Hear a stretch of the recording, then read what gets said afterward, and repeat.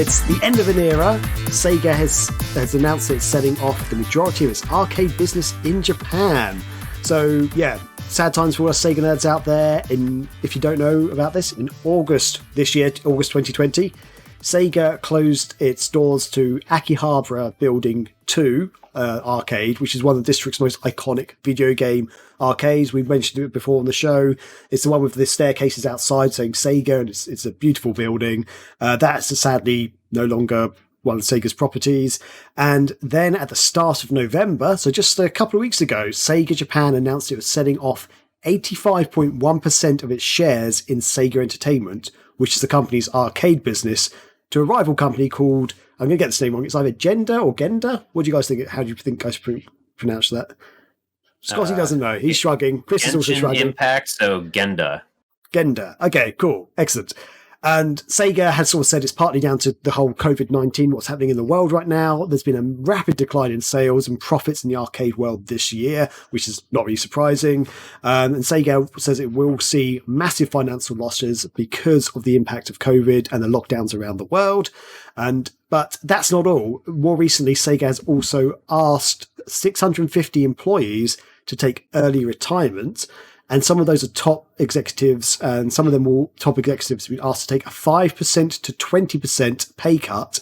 And its representative director will all take a 30% pay cut. So they're cutting some jobs and stuff, and they're trying to cut pay to certain higher up executives, which is pretty sad, I have to admit.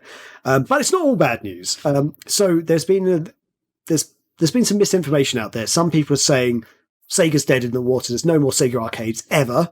That's technically not true. Yes, they have sold off the majority of their business. They're still holding on to nearly 15%, 14.9% of the Sega arcade business. And as part of the deal with Genda, Sega will be keeping those shares, and the Sega name will remain on its arcade businesses. So at least the arcade businesses in Japan. So it seems like the Club Sega buildings will actually still say Club Sega on the outside, and the arcades will remain open. And Sega has said they will still be making arcade machines. And I believe Initial D is going to be its next one that's coming out. So Sega is still in the arcade business. So there will still be Sega games out there. It's just they're not going to be the majority shareholders in them, it seems, or its main arcade, the actual arcade buildings.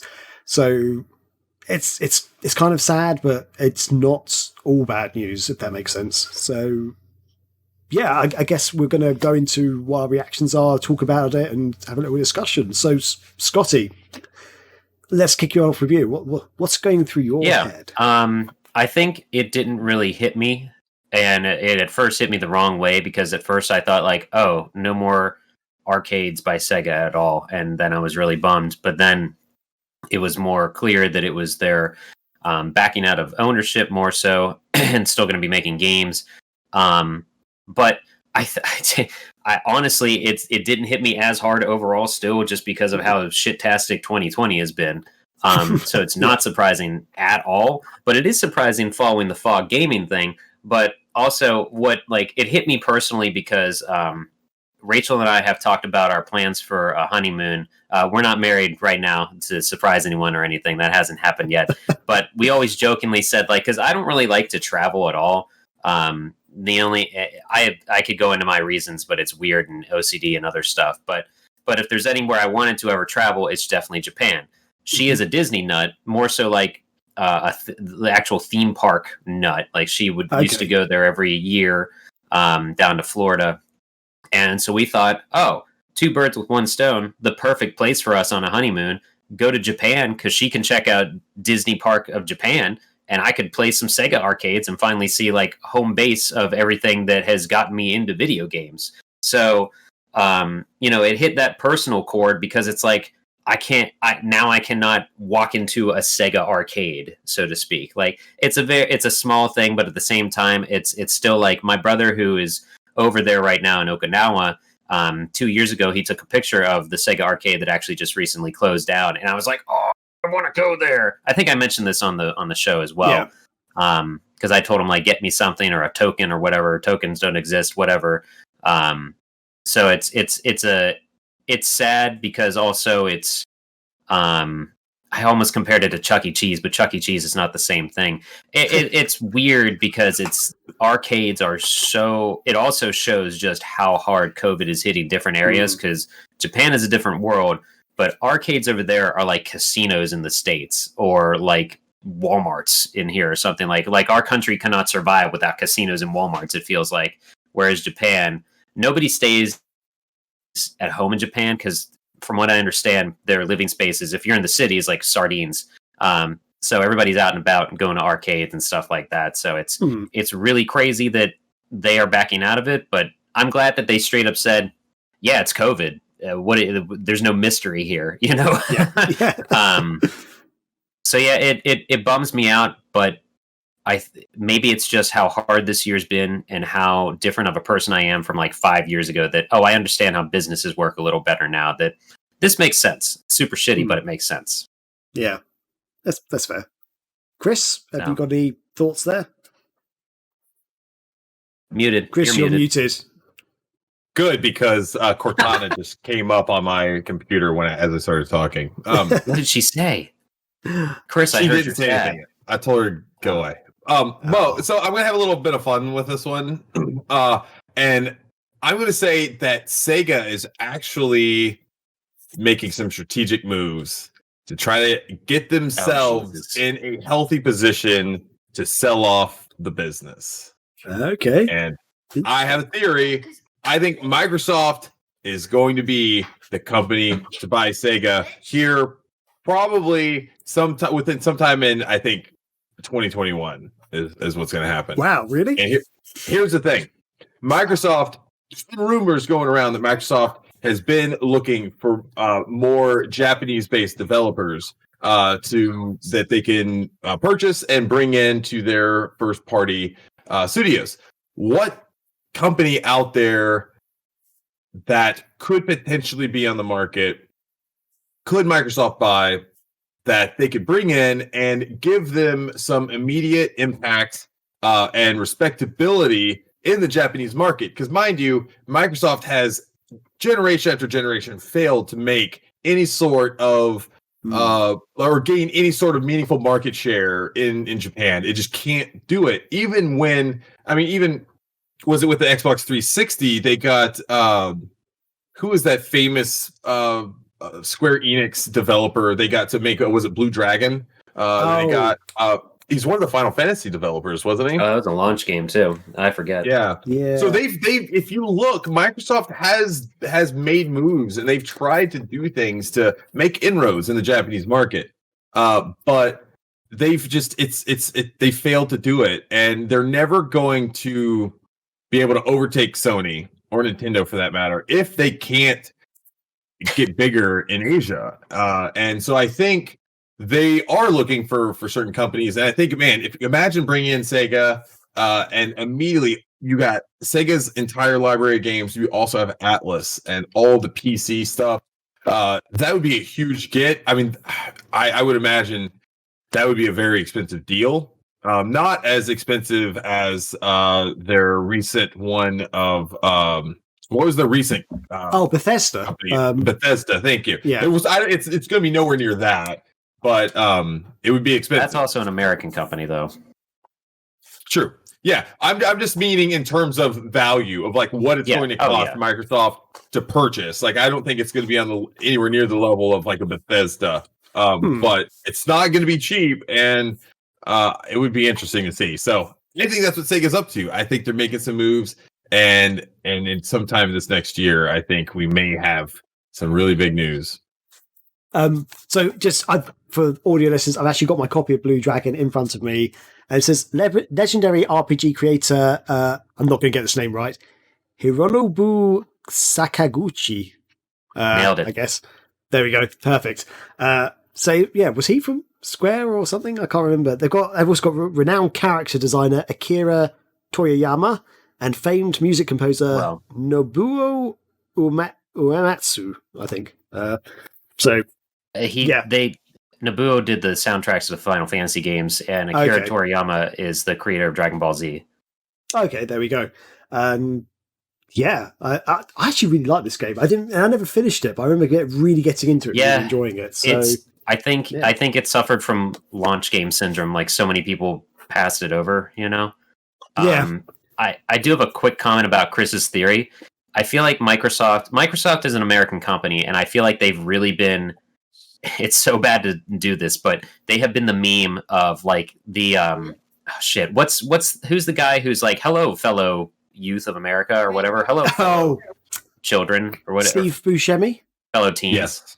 Yeah, Steve Buscemi. Yeah. I feel like Microsoft is the Steve Buscemi of that, but instead they're saying, "Hello, fellow otaku." I don't know how to approach Japan, and it would make sense eventually for Sega to be bought by Microsoft or for them to join forces, because the Dreamcast, the original Xbox was quite literally the evolution of the Dreamcast, and the Dreamcast had Windows CE in it.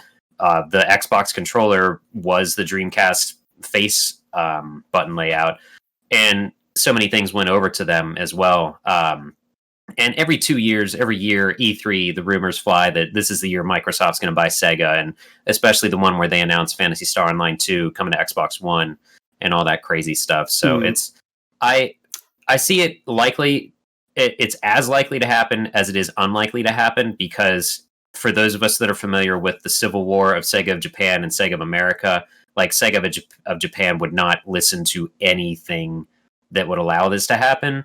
But at the same time, if Microsoft can convince them somehow enough, or even if they like literally said like, we got Bethesda, or like they bring in some other company to try to convince Sega to join with them. You know what I mean? Like, I guess at this point, all it's going to take is money, enough money, and they're businessmen. And if it's a good business deal, I think they'll make the smart decision. Well, yeah, I think maybe it's partially my cynicism, but at the same time, the fact that ever since Sonic showed up on Nintendo consoles, anything's possible, and so I don't doubt it at all anymore. I think that's quite a good theory. I mean, as you said, Scotty, back when like the Xbox 360 launched, or even the Xbox, like it seemed like that was the next evolution of the Dreamcast. Sega had some big hitters like launch title or near launch titles exclusive to Xbox. But then as time went on, they seemed to shy away from Microsoft a little bit, but now they are coming back again. As you sort of mentioned, the new Phantasy Star Online and stuff. And other things. They're big supporters. Yeah, and like Yakuza and stuff. For ages, Yakuza was PlayStation exclusive, and they released like, what was it, 1 and 2 on the Wii U, and then nothing really happened on Nintendo stuff. But now it's like, let's launch Yakuza Kiwami and Kiwami 2 on Xbox One and 0, and now this as well. Launch day title exclusive. Wow. So, they seem to be warming to Microsoft again. The more you talk about that, Graham, the more I was trying to think of like exclusives. Like on the 360, Condemned launched with that thing. Mm-hmm. That was by Sega. When the Kinect came out, Sega had Rise of Nightmares. Mm-hmm. So like Sega's been one of the few. What a shock! Scotty's going to say on the Megavisions podcast how great Sega is. Sega has been one of the few like almost blind supporters to each company, because they like threw Mad World out on the Wii. They put stuff using the Kinect on the 360. PS3, they actually have the House of the Dead 3 and 4 collection that uses the Move controller that 2 people own in this planet. Chris is probably one of them, but but what I'm saying is like they're very not only adaptive but welcoming, and I think maybe that's a result of what happened and why they went under. They realized they weren't as much support to where they should have been in different areas and whatever. But I guess what I'm saying is maybe your idea isn't that crazy, Chris. Yeah. One thing that I would, as a Sega fan, I think it would be awesome for Microsoft to buy Sega, because in a way it could reignite our old console war, because Sega is now part of Microsoft. Microsoft's going against Nintendo and Sony. Join together. Yeah. Let's do it. Let's make it happen, baby. Let's get this console. Our country is divided enough as is. We don't need this now. This is what could bring us together. God damn it. Maybe. But for me, there'd be a massive win. I've always been a Microsoft fan more than Sony and Nintendo. So bringing Sega on board, I'd be like, yeah, I've won. Although I obviously do love my Switch and will get a PlayStation at some point. But yeah, I only have one thing to say with console wars and dividing us even more: make gaming great again. oh god. Shut up. But could Microsoft make Sega great again? Oh, snap. Ooh. But it'd be interesting. I have to admit, I'd be interested to see what goes, because it seemed this year the rumors about Microsoft trying to buy Sega seemed more legitimate than before. Like, I don't know why. There was something about it when there was going to be a big announcement, and people were like, oh, it seemed to be, I don't know, there seemed to be more credibility behind it. So maybe you could be correct, Chris. Maybe it is a thing to happen. And I think, as you say, it would be a smart move for Microsoft, because it seems to me in Japan, particularly, there's a stigmatism about these American companies trying to come in and take over. It's like, why would we buy from an American company we can buy from Nintendo and Sony, who are both homegrown Japanese companies? That's the way it seems. I got that vibe when I was actually out there several years ago, Tokyo Game Show and stuff. A lot of people seem to be dismissing, it's basically all Westerners at the Xbox area. I mean, there's some Japanese people there, but mostly it was Westerners who are actually, trying out all the Xbox stuff, going, this is great. But everyone was queuing up for like the Sony and Nintendo stuff. Like, there's huge queues for those. So it just seemed really bizarre. But Microsoft was really trying its hardest to show off what they had out there. This was back in 2007, by the way. So I didn't know you went to Tokyo Game Show. That's cool. Yeah, it was an amazing experience. And Chris could have been there, but he didn't have a passport. Which we only found out like 2 weeks before or something. It was like, why do I don't have a passport? What? I know, God. It takes a little more than 2 weeks to get a passport. Oh, dear. Shoot, I was going to say something else and I forgot now. One last thing to think of. I'm surprised we went this far without mentioning it, actually, or this long. If they acquire Sega, with them, they get Atlas and Creative Assembly. So it's like 3 for 1. And Sports Interactive. And some other ones that they think they own still. Like, that would be amazing if they were to be able to do that. A couple of things that came to mind when I heard this news and stuff as well, just to touch on it. I wonder what this means for the arcade business in Europe, because that is handled by Sega Amusements International. I'm wondering if that whole deal includes, because I'm not sure how separated their arcade business is compared to Europe and America and Japan. I don't know if they are operated as separate entities, or if Sega Entertainment controls the European and American divisions. I'm not sure. I'm not sure either. The last that Sega was really relevant in America was when they still owned GameWorks, and that was almost a decade ago or something. Wow. So I don't know. Yeah, because I'm not entirely There's no way sure. to find out. If only there was some sort of machine we could use to ask questions. Get that Cortana. Speak to Cortana again, Chris. What's going on there? Cortana, boost my morale. But yeah, because I'm not sure how many games actually made. Ask her? Oh, I don't know. Cortana, how do Sega Arcade? I don't know. Cortana, how do Sega Arcade? So we can't hear her if she's talking. Yet. Yeah, can't help with it. Learn Fair how enough. to, lady. But yeah, I'm not even sure how many arcade games actually made by the UK division, for example. I think they might just be an operating to resell, almost like Sega Japan go, we've made this game, now sell it in Europe, basically, rather than then actually making the games. I'm not sure how that actually works. And Scotty, you touched on it as well. What does this mean for gaming? This is the cloud service they were talking about for arcades. Is that still going? I almost assume it's still going ahead, as they've mentioned. They are still going to be making arcade machines and stuff. So maybe that's technology. If they were far along with the technology, maybe that's something they will be selling to Gender. Yeah, I think when they announced it, it wasn't launched yet, and they were like announcing that it would launch soon. So I don't even know if fog gaming's happening yet. But if they've made the technology, then maybe it's still going to be a thing. Stop making fucking Game Gear micros and spend your money elsewhere. God damn it. Yeah, but I love that theory, Chris. I love the idea behind that. So, yeah, let's speculate. Is this going to be another prediction that we claimed, and like we need to be like, check the tape? Yep, check it. So, yeah, today, 15th of November, Chris calls it. as we say, yeah, it's sad news. 2020 has been a bitch to everybody, including arcades and Sega in particular, which is very sad for us. Gut punch, but it's not the end. Sega has said they're still going to be making arcades, so it's not completely end for Sega in the arcade. Honey, I gotta tell you about this sandwich.